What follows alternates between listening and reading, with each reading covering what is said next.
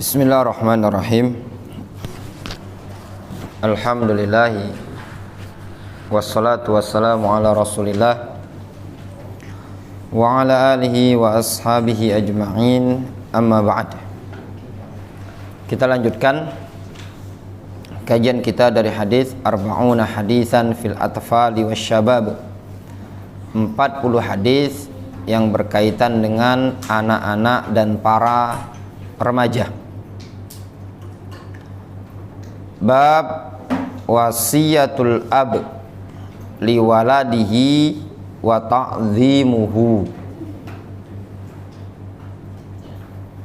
Bab wasiat seorang bapak kepada anaknya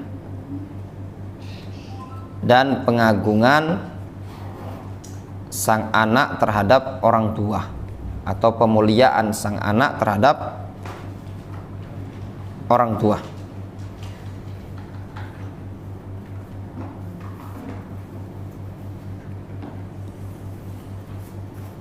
Pada bab ini tadi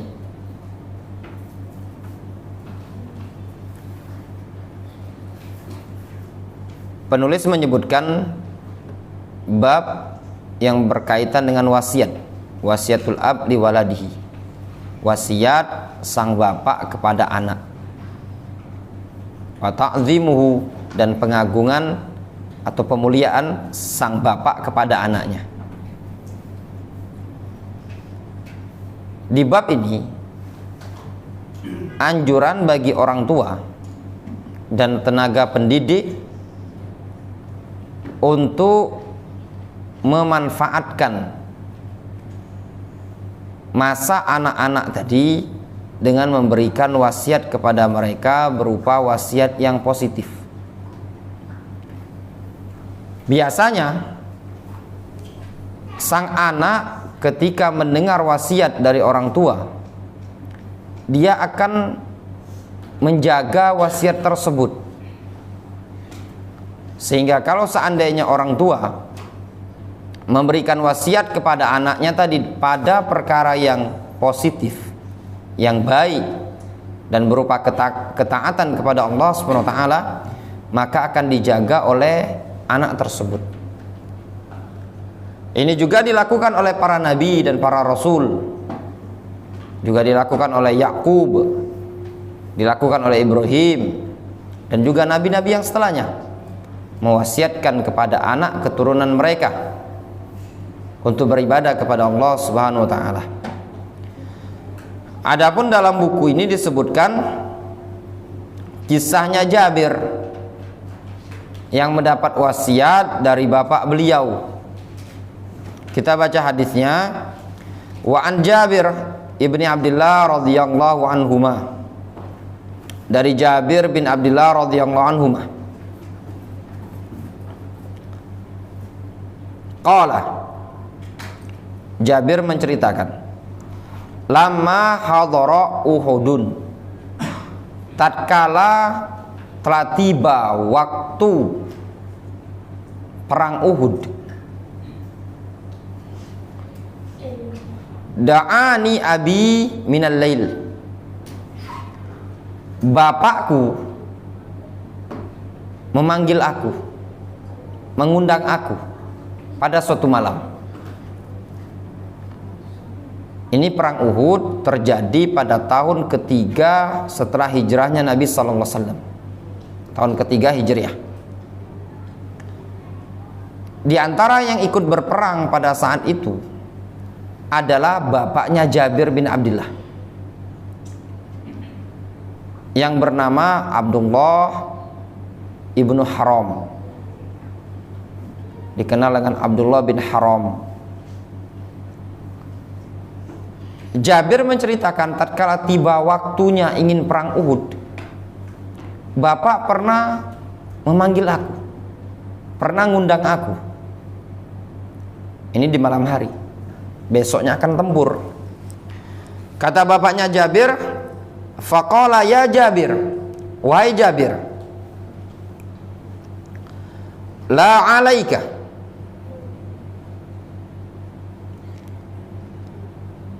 antakuna fi nadhari ahlil Madinah,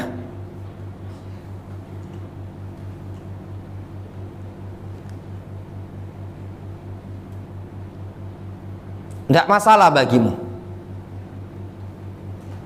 Engkau masuk pada pasukan nadzorin, yaitu orang-orang yang mengintai dari kalangan penduduk Madinah. Maksudnya engkau tidak masalah lah, tugasmu jadi bagian tukang intai gitu loh. Kan pasukan perang ada yang maju, ada yang ngintai gitu loh kan. Dari kalangan penduduk Madinah ini, rombongan sama orang-orang penduduk Madinah. Kan perang Uhud kan di dekat Madinah kan. Tidak masalah Jabir, kamu ikut pasukan itu saja, rombongan seperti itu. Hatta ta'lama ma yasiru amruna. Jadi engkau masuk pasukan pengintai supaya engkau tahu kemana akhirnya kami ini, bagaimana hasilnya urusan kita ini tadi. Kelarnya gimana? Apakah kalah atau menang, nanti lihat ya.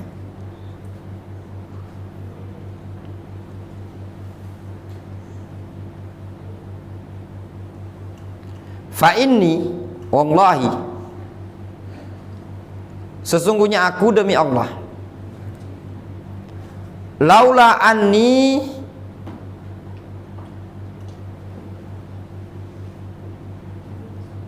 atruku banatin li ba'di, sesungguhnya aku demi Allah, kalau bukan dikarenakan aku ini bakal meninggalkan putri-putriku yang masih kecil-kecil, atau bahasa kitanya, kalau bukan dikarenakan masih mikirkan anak-anak cewek yang masih kecil ini tadi, la ahbabtu an tuqtala baina yadayya, sungguh aku suka engkau itu terbunuh di hadapanku. Kata Jabir, kata bapaknya Jabir, Bir, kalau bukan dikarenakan masih banyak adikmu yang masih kecil-kecil, kalau aku secara pribadi justru lebih senang engkau tuh mati, terbunuh di medan tempur. Maknanya apa? Bapaknya malah justru senang Jabir mati. Cuman bahasa kitanya, kalau engkau mati Jabir, nanti tidak ada yang ngurusi adik. Kenapa? Karena bapaknya Jabir lihat, kata bapaknya Jabir, wa ma urani illa maqtulan fi awwali man yuqtalu min ashabin Nabi sallallahu alaihi wasallam. Dan dugaanku, menurut aku, atau tidaklah aku menduga diriku ini melainkan nanti akan terbunuh pada orang yang kali pertama terbunuh dari kalangan para sahabat Nabi. Kata bapaknya Jabir, Bir, kalau bukan aku masih mikirkan adik-adikmu yang masih kecil, justru aku lebih senang engkau mati di hadapanku, terbunuh. Sesungguhnya aku ini hendaklah menduga diriku ini melainkan aku nanti akan menjadi orang yang terbunuh, bahkan orang yang pertama kali terbunuh dari kalangan sahabat Nabi.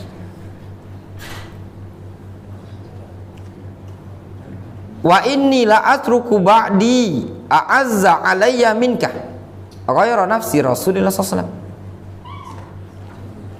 Bir, bahasa kitanya, sesungguhnya aku tidaklah meninggalkan sesuatu yang paling mulia bagiku dibandingkan dirimu kecuali jiwanya Rasulullah SAW.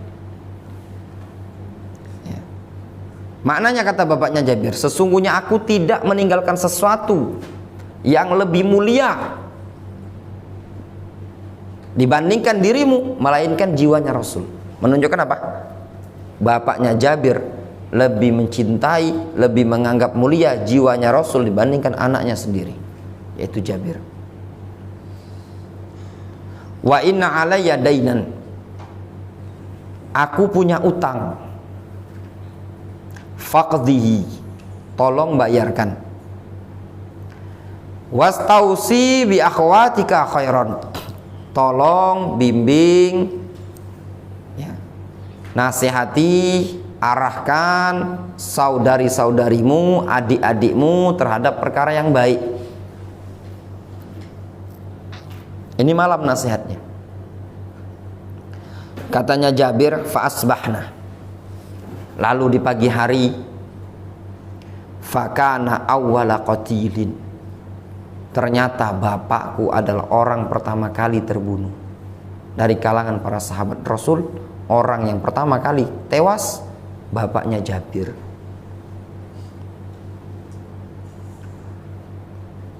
Ini bapaknya Jabir meninggal. Jabir nanya ke Rasul, "Bapak, apa betul masuk surga?" Kata Rasul, "Bapakmu sedang ada di surga." Bahkan disebutkan dalam hadis, bapaknya berangan-angan, kiranya bisa balik ke dunia lagi, ikut tempur terbunuh lagi, ikut tempur terbunuh lagi. Wadufina ma'ahu akharu fi qabrin, dan ketika itu dikuburlah bersama bapaknya ini tadi, si Abdullah bin Haram, orang lain juga, kawan bapaknya. Para ulama menyebutkannya namanya Amr bin Amr ibnul Jamuh, Amr bin al-Jamuh, dikuburkan, kawan bapaknya. Katanya Jabir, "Tsumma lam tatib nafsi an atrukahu ma'al akhar." Namun jiwaku ini tidak nyaman gitu loh, tidak pelong kalau kubiarkan bapakku tuh satu liang lahat bersama orang lain. Kan sekuburan, satu lubang berdua. Jiwaku ini tidak nyaman. Kenapa? Karena hukum asal kuburan itu satu-satu, tidak boleh digabung. Di sini digabung karena ketika itu mereka banyak yang tewas, ya, mereka capek, terluka segala macam, ya sudah digali satu liang lahat sampai 2 orang. Kata Jabir, fastakhrajtuhu ba'da sittati ashhur. Aku pun mengeluarkan, menggali kuburan bapakku tadi setelah berlalu 6 bulan. 6 bulan dari kejadian perang. Faja'altuhu fi qabrin ala hidatin. Lalu kuletakkan, kutaruh dia di kubur tersendiri. Pas digali, fa idza huwa kayaumin wada'tuhu. Katanya Jabir, ketika aku gali, ternyata bapakku tadi kayaumin wada'tuhu, seperti hari yang pertama kali aku menguburkannya, masih utuh. Illa syu'airat, kecuali beberapa rambut, kunna fi lihyatihi, rambut yang ada di jenggot, di dagu beliau, mimma yalil ard, yang nempel di tanah. Dalam artian ketika orang dikuburkan itu kan dimiringkan kan, ada jenggot ini, jenggot yang mungkin nempel dekat tanah kan, mungkin dimakan tanah kan, itu aja yang ngelepas, yang lain masih utuh. Ini namanya karomah untuk bapaknya Jabir.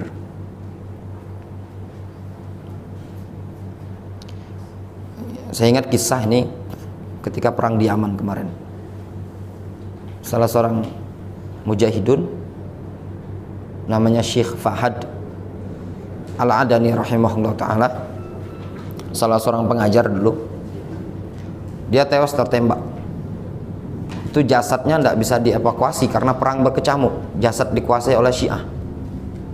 Itu sekitar 4 hari atau 5 hari baru bisa dievakuasi. Yang cerita sama anak langsung salah seorang masyaikh pernah ke Indonesia yang ikut tempur juga. Kebetulan dia kena kepala tapi peluru tembes, jadi cuman luka sedikit.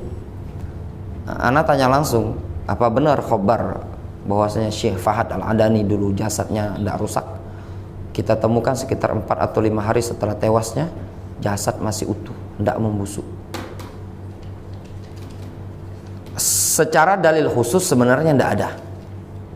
Cuman didapati di beberapa kisah jasad para mujahidun itu ada yang utuh. Waktu perang Damaj sama juga. Ada ketika itu ada yang meninggal dikubur ternyata tempat kuburannya tadi kena air comberan perumahan. Tiba-tiba ada yang mimpi bahwasanya dia mimpi orang yang meninggal ini minta pindahkan kuburannya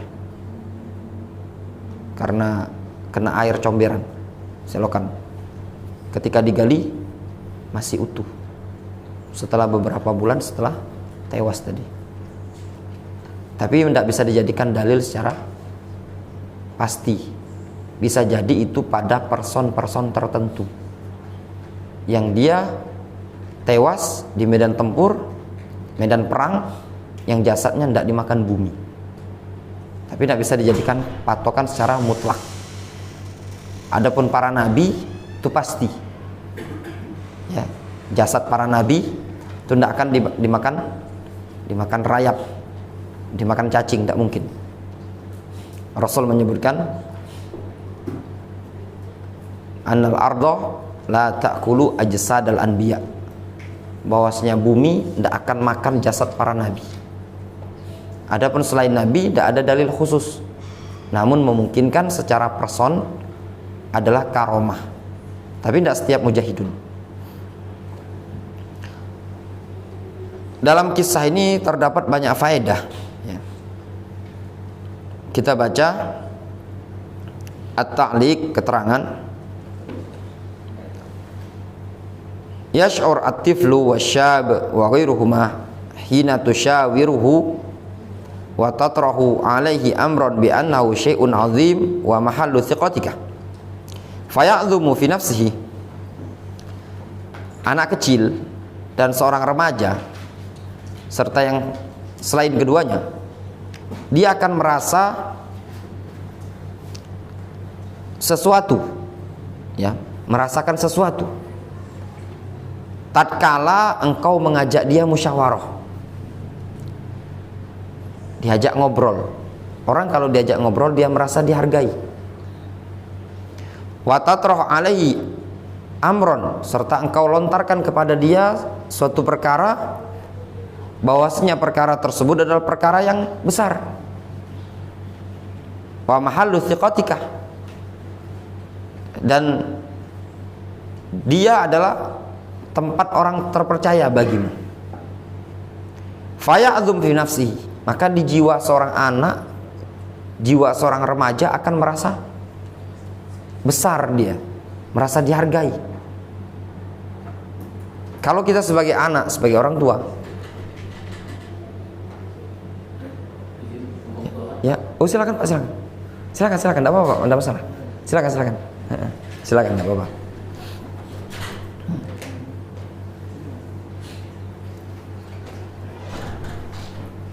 Jiwa seorang anak ya, jiwa seorang anak, kalau kita mengajak dia bermusyawarah, diperhatikan. Sebagaimana di sini bapaknya Jabir ngobrol sama Jabir. Bapaknya menceritakan, "Nak, begini. Maka akan muncul di jiwa sang anak tadi seakan-akan dia dihargai. Bapaknya peduli. Apalagi diserai amanah yang layak untuk dia emban. La siyama idza qaranta dzalika ma'a madhihi wa tabjilihi." Terlebih lagi kalau engkau sertakan, engkau gandengkan dengan hal tersebut bersama dengan memuji dia, memuliakan dia. Diajak musyawarah, dititipi amanah. Misalkan contoh, sebagai orang tua dia mengatakan kepada anaknya, "Nak, tolong kamu cariin bapak kambing. Di mana pak? Sana, bapak mau beli kambing, kamu carilah untuk korban. Sang anak ketika diajak musyawarah, kira-kira di mana kamu ada tempat jualan yang murah, bagus. Jiwa sang anak ketika diperhatikan oleh orang tua seperti ini, akan muncul pada jiwanya tadi merasa dihargai. Apalagi kalau kita dibareng memuji. Bahasa kitanya, kamu kan pengalaman, banyak kawan, banyak relasi dalam hal ini tadi. Maka jiwa sang anak tadi akan merasa dihargai. Berbeda dengan orang tua yang tidak merasa peduli dengan anak. Yang seperti ini terkadang terjadi pada orang tua yang terlalu memanjakan anak. Orang tua yang terlalu memanjakan anak, pada hakikatnya dia bukan mendidik anak tersebut dengan baik, namun dia menghancurkan anak tersebut secara mental dan juga akhlak. Anak tersebut perlu bagi orang tua sebagaimana yang dilakukan oleh Jabir bersama bapaknya. Bapaknya Jabir membuka wawasan Jabir. Barangkali bapak besok adalah orang yang pertama kali tewas. Ini adik-adikmu masih kecil, banyak disebutkan dalam riwayat, disebutkan oleh para ulama ada 9 adiknya Jabir tuh, cewek semua, kecil-kecil. Tolong bayarkan utang, tolong begini, tolong begini. Itu kan wasiat bapaknya kepada Jabir radhiyallahu anhu. Ya Pak, ya silakan. Waalaikumsalam warahmatullahi wabarakatuh. Ketika sang orang tua memberikan wasiat kepada sang anak dengan hal yang seperti ini kan amanah, maka sang anak merasa dihargai. Dia merasa kalau dia tadi orang yang mampu menjalankan. Nah, kebanyakan kita, kadang sebagian orang tua dalam mendidik anak semuanya tidak ada. Boro-boro kalau anaknya, oh jangan usah, biar ada pembantu yang nyuci. Semuanya pokoknya kalau bisa anaknya tadi cuma pegang, kamu tugas kamu main game, di kamar pegang pena. Bukan perkara yang merugikan bagi orang tua. Nah, ke sana ya, ke warung beli gula, malah justru kadang sebagian orang tua bukan itu, beli rokok. Kalau yang beli rokok, justru perkara-perkara yang positif. Nah, ke sana ke warung, kita butuh di dapur ini kayaknya nggak ada makanan ini, enak masak apa? Kata anaknya, Indomie aja pak, sama telur. Sudah beli sana ya. Dengan seperti itu tadi, dia pola pikirnya dia maju, dia merasa dihargai, dimintai pendapat sama orang tuanya. Berbeda dengan dilihat tidak ada, sudah kita pergi sendiri. Tahu-tahu mau makan kamu. Beda. Secara pembentukan karakter tidak membentuk. Makanya kalau saya amati dalam dunia pendidikan saat ini, pondok-pondok pesantren itu sudah banyak mulai kemunduran. Kenapa mulai kemunduran? Karena rata-rata kadang pondok pesantren sekarang ingin memanjakan anak. Ketika dia dimanjakan itu gini misalnya, semuanya karena rata-rata di pondok ya sudah, piket pun tidak ada lagi. Kita mungkin zaman-zaman kita sekolah dulu kan mengenal piket, Mas Aziz ya, nyapu kelas. Kalau zaman kami ya, tidak tahu kalau yang sampean sekolahnya di kampung. Kalau kita dulu kampung, ada tugas itu nyiapin taplak meja, nyari kembang, namanya di kampung ya. Meja ini harus ada hiasan kembang. Pokoknya keliling ke kampung, kembang siapa yang diambil, ditaruh kembang. Itu pendidikan anak-anak. Terus nyapu kelas itu sesuatu yang wajib. Sekarang ini kan kadang sekolah pun tidak ada. Ada istilah menyapu kelas. Semuanya sudah ada yang mengerjakan. Nah, yang seperti ini tadi sebenarnya bukan mendidik karakter yang baik, tapi sebenarnya menghancurkan anak tersebut. Lihat, Jabir ini seorang pemuda, masih muda. Bapaknya sudah wasiat. Tolong, apa di antara wasiatnya? faqdihi wastausi bi akhwatika khairan. Jaga, nasihati, bimbing adik-adikmu yang cewek. Maknanya apa? Bapaknya Jabir memberikan beban kepada Jabir untuk ngurusi adik. Nah, kalau mungkin zaman sekarang, nah, bapak mau mandu ya, jaga umimu, jaga. Bapak mau mandu, jaga adik-adik ya. Kalau ibu mau bantuan, tolong dibantu. Perkara yang seperti ini mungkin kita anggap sepele, tapi bagi sang anak itu sesuatu yang luar biasa. Dia merasa apa? Mendapatkan wasiat dari orang tuanya tadi. Berbeda dengan yang tidak dipedulikan sama sekali. Kadang nasihat orang tua kepada sang anak tadi akan diingat sama sang anak. Apalagi kalau perkara-perkara yang sifatnya positif.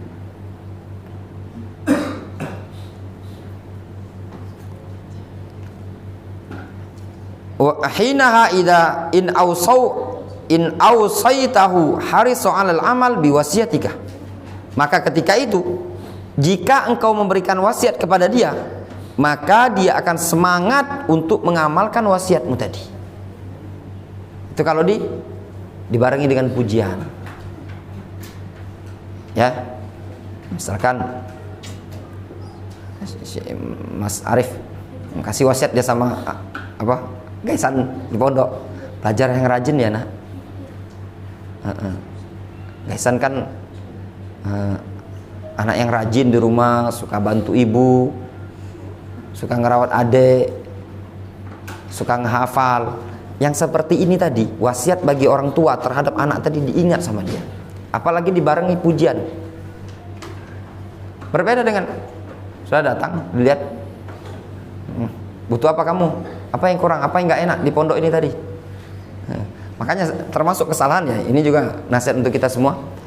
Yang nitipin anak di pondok, jangan tanya anaknya, enak nggak makan di pondok? Nggak ada sejarah pondok itu enak. Ya enggak? Yang namanya orang banyak, mana ada yang enaknya kan? Makannya terjatah. Itu tadi. Enak enggak? Jangan. Justru apa? Kalau sabar. Ya enggak? Sabar nak. Kamu bisa kok. Ditanamkan rasa sabar. Makanya kadang saya pribadi kalau mendapati orang tua yang misalkan protes ya dengan di pondok begini-begini, itu kurang bagus. Kenapa? Karena kan nanti berdampak pada sang anak tadi, tidak terbentuk karakternya dia. Kita tidak tahu. Kenapa? Tidak tahu anak kita belum tentu jadi presiden nantinya. Bisa jadi dia menjadi orang yang rezeki kan kita tidak tahu. Bisa jadi kita kaya, berapa banyak orang yang kaya ternyata tidak diwarisi oleh anaknya. Ya. Banyak orang yang luar biasa kadang. Anak tentara belum tentu jadi tentara. Maksudnya itu. Anak presiden belum tentu jadi presiden. Tapi kalau kita tanamkan karakter dari awal dengan wasiat yang baik, maka akan berbekas pada sang anak tersebut. Kemudian kata penulis buku ini, wa in amartahu ata'aka. Kalau engkau perintahkan, pasti anakmu akan mentaatimu. Ta'ammal, perhatikanlah hikmata walidi Jabir. Perhatikan hikmah yang ada pada bapak si Jabir, yaitu Abdullah bin Haram. Wa husni uslubihi ma'a waladihi, dan bagusnya metode dia terhadap Jabir. Falamma mata ya'tana Jabirun binafnihi. Tatkala bapaknya meninggal, maka Jabir yang perhatian ngurusi pemakamannya. Punya perhatian Jabir. Saking perhatiannya Jabir ndak tega bapaknya satu liang lahat kan dengan kawannya kan digali sama Jabir. Tsumma biqada'i dainihi, kemudian Jabir menunaikan utangnya. Tsumma tazawwaja armilatan, kemudian Jabir nikahi janda. Ya. Bapaknya tadi kan ngomong, tolong didik, bimbing adik-adikmu. Adik-adik Jabir kecil-kecil. Kalau Jabir nikahi gadis, bebala kakek, sama-sama kecil kan. Akhirnya Jabir mencari wanita yang keibu-ibuan, bisa merawat adiknya 9 anak-anak. Maka Jabir menikahi seorang janda. Li ajli akhwati allati awsahu abuhu bihinna. Kenapa? Dikarenakan wasiat bapaknya kepada Jabir agar ngurusi anaknya, agar ngurusi saudara-saudara Jabir. Fastafid min ghairika fi najahit tarbiyah. Maka ambillah faedah dari selain dari orang lain supaya sukses dalam pendidikan. Dalam hadis ini terdapat banyak faedah. Di antara faedahnya adalah bolehnya menggali kuburan, memindahkan kuburan li asbabin, kalau memang ada sebab yang menuntut hal tersebut. Hukum asal tidak diperbolehkan untuk digali dan dipindah, kecuali kalau memang layak untuk dipindah, memang ada alasan yang jelas. Misalkan salah tanam ke tanah orang, perbatasan, separuh masuk, separuh mungkin kan itu. Kita punya bapak punya kebun, orang tua di kampung, jadi ada yang ngubur, ternyata tidak ngecek batas tanah, masuklah tanah kita kan. Nggak lama sudah ditanam beberapa bulan gitu, yang ahli waris yang ngubur datang bilang, maaf Pak, kemarin itu salah ngecek, ternyata setelah diukur ini bapak kami yang meninggal ini masuk separuh tanah bapak kan. Kata bapak saya, ya biarlah, tidak masalah, tidak usah digali. Tapi kalau seandainya pemilik tanah bilang, gali, ini tanah mau saya jual, ya sudah digali. Itu kan namanya ada sebab tertentu. Atau misalkan perlu digali dikarenakan Gus, berikan helm. Sudah. Atau misalkan dikarenakan kondisinya tanah tersebut misalkan longsor, amblas mas ya, kadang ada kuburan yang amblas mungkin dikarenakan di tepi jurang gitu loh kan. Khawatir nanti kalau dibiarkan kuburan ini tadi malah longsor. Kaget juga kalau pinggir jalan misalkan, tahu-tahu pinggir jalan ketemu ke tengkorak itu kan. Nah, ini di atas misalkan, apalagi di Jawa kan kadang di banyak bukit-bukit kan. Nah, akhirnya digali, dipindah mungkin ke tanah yang lebih datar, itu diperbolehkan. Namun kalau tanpa ada sebab, tanpa ada alasan, itu tidak diperbolehkan. Misalkan sebab alasan tadi terlalu jauh ziarah kuburnya, ya enggak? Misalkan contoh mas ya, ini misalkan kita ini tinggalnya di Jogja ya, tinggal di Jogja, orang tua meninggal di Jogja, ternyata dapat kerjaan lah di Palembang. Ya pengennya orang tua itu dibawa kuburannya ke Palembang, digali, itu bukan alasan, ya enggak? Karena bukan alasan. Ya sudah, biar sekalian nanti kalau mungkin mengunjungi keluarga yang ada di sana, sekalian bisa ziarah. Niatnya untuk mengunjungi keluarga. Kemudian faedah berikutnya, bolehnya memakamkan 2 orang sekaligus dalam satu lubang, satu liang lahat. Kalau memang ada hajat, memang dibutuhkan. Di sini misalkan dibutuhkan tadi, waktu itu kondisinya banyak yang meninggal dan mereka sedang banyak yang luka, lelah, capek, akhirnya digabung. Itu tidak masalah. Misalkan contoh, yang meninggal kena gempa misalkan ya, atau misalkan kemarin yang Palu ya, banyak yang meninggal. Kalau mau satu persatu mungkin susah, akhirnya digali lubang besar, masukkan semua ke sana. Apakah boleh? Jawabannya diperbolehkan. Namanya lil hajat. Kemudian juga dalam hadis ini terdapat faedah karomah bagi bapaknya Jabir, yaitu jasadnya tadi masih utuh. Kemudian hadis ini juga ada faedah yang berikutnya, wajibnya berwasiat bagi seseorang yang punya tanggungan utang. Kalau belum terbayar, wasiati ahli warisnya, tolong bayarkan utang bapak.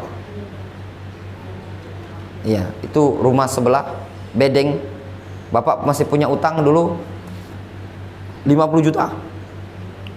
Sama siapa? Sama Mas Aziz itu nah.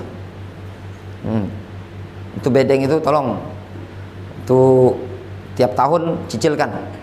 Itu wajib. Jangan sudahlah, Anda mati juga. Perjanjiannya kalau udah mati biasanya orang tuh mengikhlaskan. Ini enggak seperti itu. Biasa diam aja sama anak. Pak, bapak ada utang enggak? Bapak sekarat kan bapaknya. Ada utang enggak, Pak? Enggak ada. Ada sih, tapi biar Anda usah dibayar. Nanti biasanya kalau udah mati kan bilang aja, nanti kalau bapak udah meninggal nanti sampaikan aja, mohon maaf kalau ada punya utang tolong diridhokan. Utang 50 juta ini masalahnya. Tidak diperbolehkan, harus dibayar. Dan bagi yang diamanai untuk membayarkan utang, tolong dibayar. Di sini Jabir bayar utang. Kemudian juga faedah yang berikutnya, dalam hadis ini berkaitan dengan firasat. Firasat bapaknya Jabir. Dia sudah menduga bahwasanya dia akan meninggal dunia. Disebutkan oleh para ulama dikarenakan pada malam tersebut beliau mimpi. Sudah mimpi bahwasanya beliau akan meninggal. Makanya beliau mengatakan ke Jabir seperti ini tadi. Dan yang seperti ini ya memungkinkan ada pada orang-orang di zaman sekarang. Ya, seseorang mungkin, tapi tidak usah dicocok-cocokkan lah. Zaman sekarang nih suka nyocok-nyocokan. Ya memungkinkan orang tersebut, misalkan dia ngomong, misalkan Mas Arif ya, misalkan punya kawan, aku kayaknya tidak mandu, ini kayaknya mandu terakhir ini. Misalnya itu tadi, kayaknya kita mandu terakhir ini. Misalkan sudah situ kita mandu berlayar ke laut yang sangat jauh. Ya, nah? Ya memungkinkan. Cuma kalau kita zaman sekarang mungkin viral ini kan bapaknya Jabir ngomong mau perang kan, bapaknya Jabir ngomong, Bir, nampaknya bapak ini orang yang pertama kali tewas. Kalau zaman sekarang ini sudah sudah di media, masuk media ini tadi kan. Nah, ya memungkinkan itu. Ya kadang misalkan ya pernah dia ngomong mungkin sama anaknya atau sama istrinya, jaga anak ya baik-baik, ini mau berlayar ke laut lepas, nampaknya tidak pulang ini. Itu tadi sambil senyum. Ya tak tahu, tiba-tiba ternyata tenggelam kapal misalkan. Ya enggak. Itu contoh saja Mas, bukan maksudnya tuh doain yang mandu tuh misalnya gitu loh kan. Kadang yang seperti kapal tenggelam kemarin kan, ya memungkinkan mereka-mereka yang tentara yang kapal selam itu kan memungkinkan saja ada di antara mereka tuh meninggalkan pesan-pesan yang setelah kejadian barulah gitulah. Kalau tidak salah ada yang TNI TNI General atau apa dia, yang anaknya dia pesan sama anaknya jaga ibu gitu loh kan. Ada pokoknya satu yang dia kaget lah bapaknya dapat kabar meninggal, dia pesan sama bapaknya, biasa-biasanya tidak pernah nangis ya anak-anaknya ditinggalkan, ketika mau pergi itu anaknya nangis, istrinya nangis, dan dia pesan sama anaknya jaga adik, jaga ibu gitu. Itu memungkinkan yang seperti ini seseorang mendapatkan firasat dari Allah SWT. Namun yang jadi permasalahan terkadang dia tuh tidak yakin, dan bisa sesuatu yang dilontarkan di lisan dia tadi sebagai petanda, cuma tidak bisa kita jadikan pasti. Kadang orang yang ngomong seperti itu kadang nampaknya tidak pulang lagi kita ini, ternyata masih pulang juga dia kan. Itu jadi bukan sesuatu yang pasti intinya. Kemudian udah masuk azan belum Mas? 3 menit lagi. Kemudian faedah yang berikutnya di sini, bahwasanya Rasulullah SAW lebih dicintai oleh bapaknya Jabir dibandingkan Jabirnya sendiri. Maknanya si Abdullah bin Haram ini tadi lebih cinta kepada Rasul dibandingkan Jabir. Dalam keadaan Jabir itu anaknya beliau. Beliau mengatakan, wa inni la atruku ba'di a'azza alayya minka ghaira nafsi Rasulillah sallallahu alaihi wasallam. Sesungguhnya aku tidaklah meninggalkan nantinya tadi sesuatu yang lebih mulia bagiku dibandingkan dirimu kecuali diri Rasulullah SAW. Tidak ada yang kutinggalkan yang paling mulia dibandingkan dirimu kecuali diri Rasul. Menunjukkan apa? Rasul itu lebih mulia dibandingkan Jabir. Dan itu wajar. Para sahabat mereka lebih cinta kepada Rasul dibandingkan anak mereka sendiri. Rasul menyatakan, la yu'minu ahadukum hatta akuna ahabba ilaihi min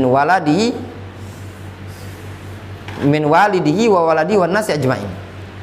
Tidak sempurna keimanan salah seorang di antara kalian sampai aku lebih dia cintai dibandingkan orang tuanya, anaknya, dan seluruh umat manusia. Wallahu ta'ala a'lam. Kita cukupkan kajian kita sampai di sini. Sudah masuk azan Isya. Naktafi bihadzal qadar.